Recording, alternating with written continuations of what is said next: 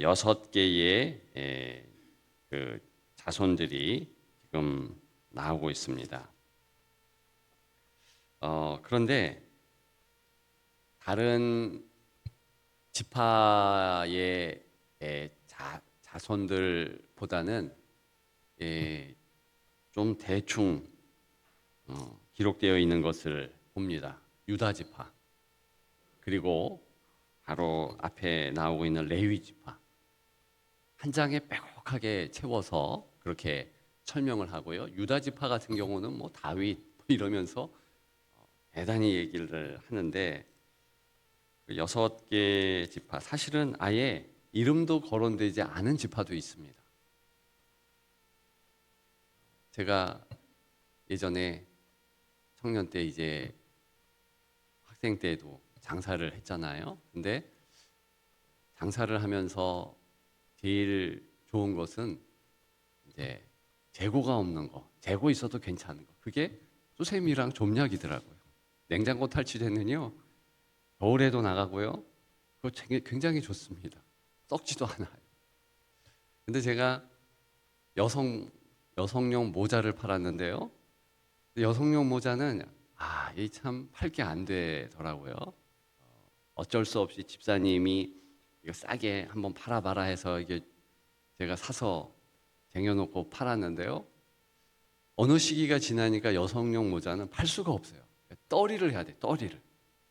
제가 오늘 본문을 보면서 이게 여성용 모자가 생각나는 족속들이 왜냐, 본전 생각이 나는 거예요. 저는 참 너무 아쉬운 게 몇 지파 가운데서 특별히 납달리 지파와 당연히 거론돼야 할 단지파. 여기 13절에 보면 1절만 나오잖아요. 한 절, 단 한 절입니다. 납달리 지파는 한 절이에요. 근데 납달리 지파와 반드시 같이 거론돼야 할 단지파는 아예 나오지 않아요. 왜 그러느냐? 여기 지금 13절 하반절에 이는 빌하의 손자더라. 빌하가 이제 라헬의 몸종인데, 이제 서열로 보면 단과 납달리의 어머니예요. 그럼 서열로 다섯 번째, 여섯 번째가 단과 납달리입니다. 근데 단이 왜 아예 싹 사라졌느냐?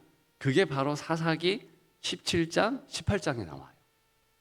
이 단은요, 원래는 어디를 분배를 받았습니까?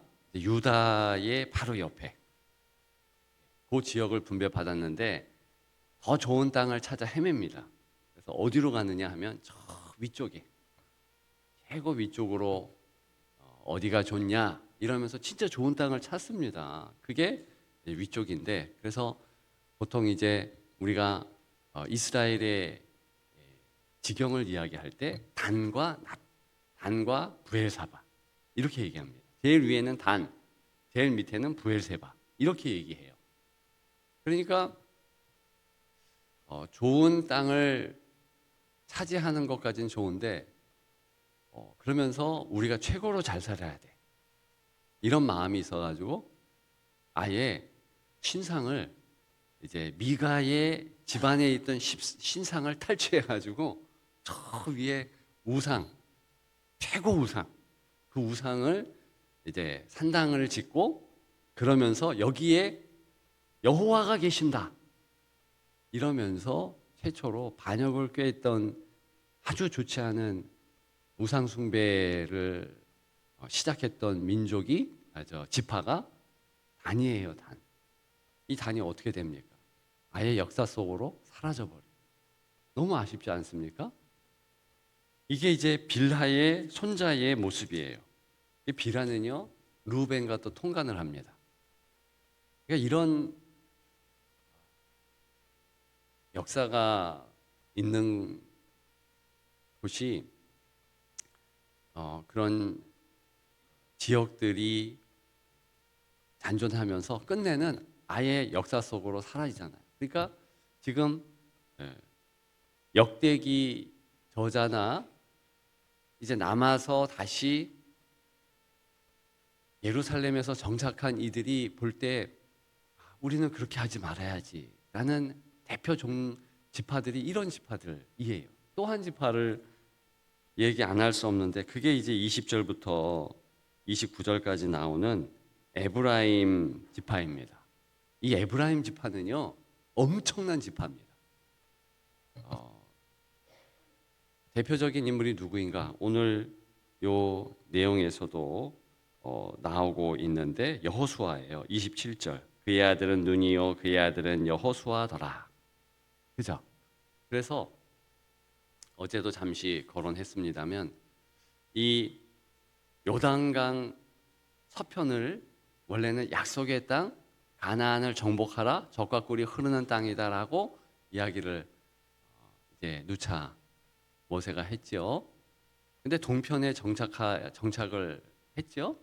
동편에도 정착을 했단 말이죠. 그러면서 서편으로 가장 먼저 땅을 분배하면서 정착했던 지파가 에브라임 지파예요. 에브라임. 왜냐? 여기가 중심이에요. 여기. 에브라임 지파가 먼저 이제 소위 본부가 되고 그 지난 주일날 오후 예배로 치자면 영화 하나 소개했죠. 워룸 그 본부가 바로 에브라임 지파가 있는 여호수아가 있는 지파 거기고요. 그 다음에 그 밑에가 이제 예루살렘을 비롯한 유다 지파 그리고 그 위쪽 이런 식으로 정복을 하는 겁니다. 그래서 이 에브라임은요 나중에 10지파 2지파 나누어졌잖아요. 북이스라엘 남유다. 솔로몬이 죄를 지어서 여로보암 르호보암 때 갈라졌는데 그 10지파의 중심이 에브라임이에요. 그래서 북이스라엘을 한마디로 얘기할 때 뭐라 그럽니까? 에브라임이다 이렇게. 남은 이제 유다 지파, 베냐민 지파 2지파가 하나가 됐잖아요. 그래서 남쪽을 얘기할 때는 유다 이렇게 얘기해요.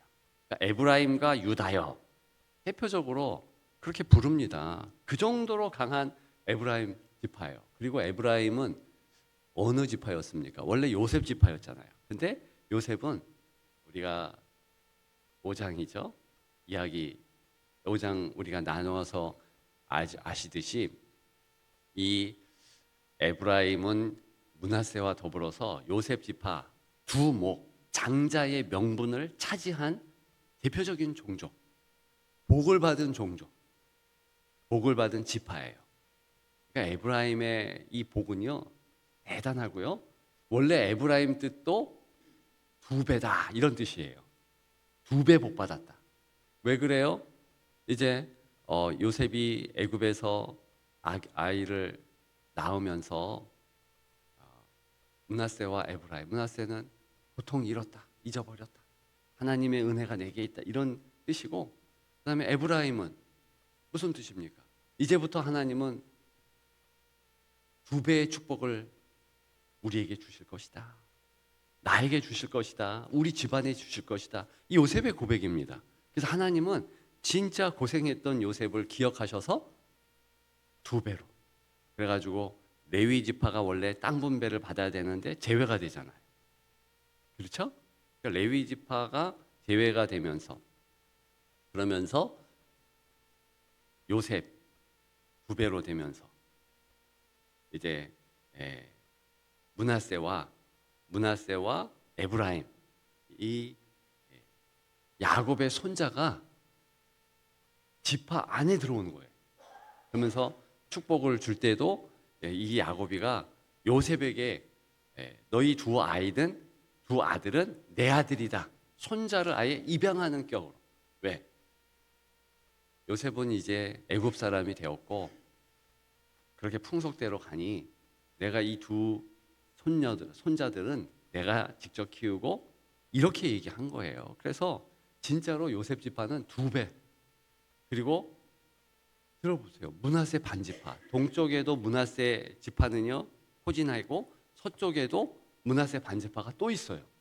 엄청나게 커지고 원래는 므낫세가 장자잖아요. 근데 그 아버지 야곱이 축복을 할 때 이렇게 손을 엇갈리게 해가지고 그렇죠? 그러면서 에브라임이 장자의 또 권세를 받습니다. 그러니까 에브라임은 엄청난 복을 받은 사람이에요.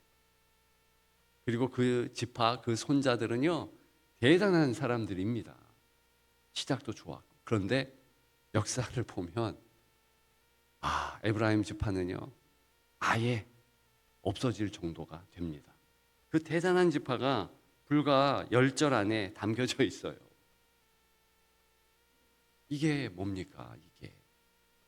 그러면서 이 자체가요, 역사의 교훈인 거예요. 아무리 조상이 좋아도,